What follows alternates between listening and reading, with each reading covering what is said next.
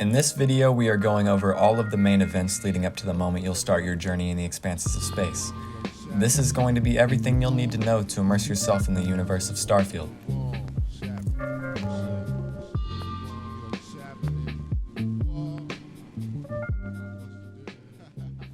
The story begins in the year 2050 when humans finally leave Earth and start setting up colonies on Mars.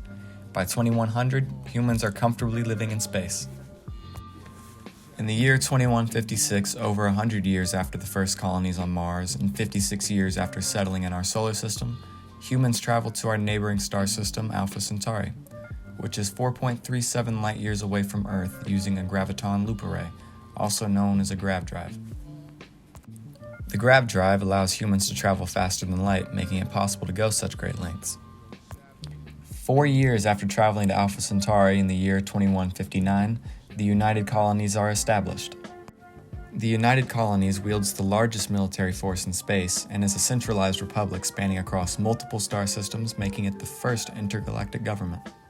A year after the United Colonies was established, the city of New Atlantis is founded on the planet of Jemison, which becomes the capital city of the United Colonies in the year 2161. New Atlantis is like the Whiterun or Diamond City of Starfield and will be the main hub for trade and activities. In 2167, a man named Solomon Coe founds the city of Aquila in the Cheyenne system. The people of Aquila City all hold the same views on personal freedom and independence, setting them apart from the bustling city of New Atlantis. 21 years after Aquila City is established, Solomon Coe invites the star system of Vali, which is home to the city of Neon, to join Cheyenne in an alliance, the Free Star Collective. The Free Star Collective is officially formed in the year 2189 and are separate from the UC in the group's political thinking. The UC is a republic while the Free Star Collective is a libertarian confederation, which is a form of government more catered to the individuality of its people. In 2194, the United Colonies makes a play to expand their borders by moving their star station named the Clinic into orbit around the planet Deepala in the Marian system. The UC was asked to remove the station, and when they denied, the inhabitants of the system vote to join the Free Star Collective. Shortly after joining, the Free Star Collective mobilizes their ships into the system. 2 years after the Free Star Collective mobilized their forces in the system of Nerion, the United Colonies decides to move a fleet into the system.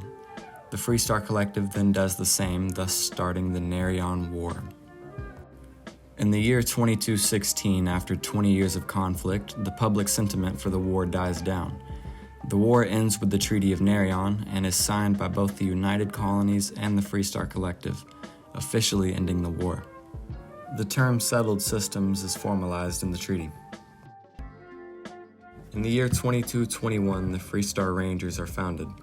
They are an elite protective and investigative force whose main duty is to serve the citizens in the Free Star Collective. Constellation is formed in the year 2275. It is the main group in the game and is the faction you will start with. The main purpose of Constellation is to solve the mysteries of the galaxy.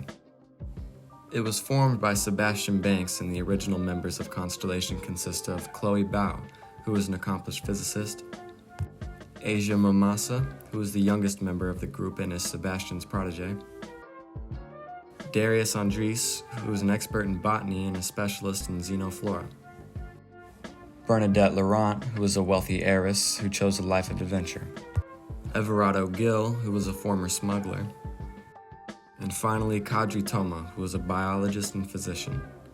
Constellation's HQ is built on Jemison in the city of New Atlantis and is also known as the Lodge. In 2305, Barrett joins Constellation. He is a scientist and an explorer and is one of the main players in the plot of the story. In 2307, the Free Star Collective began farming on the planet of Vesta in the Lunara system, and by 2308, the United Colonies claimed to be in violation of the Treaty of Nerion since they established a new colony. After diplomatic talks go nowhere, the UC takes control of the planet, and they kill anyone who stayed behind and everyone who came to defend it. That in turn starts the colony wars in the year 2308. Constellation gets their first artifact in the year 2310, and it is then stowed away in Constellation's archives. The artifacts will play a big role in Starfield, and I assume it'll be up to the player to find more of them. In 2311, the colony war comes to an end with the Battle of Cheyenne, as a group of civilian and military ships take down major ships of the UC Navy using hit-and-run tactics. In 2315, the United Colonies forms its own subgroup of a civilian navy known as the UC Vanguard. This was a direct response to the use of civilian ships in the colony wars, which led to their defeat. The main reason to join the Vanguard was the citizenship gained from joining the ranks and by pledging to protect the UC and its interests.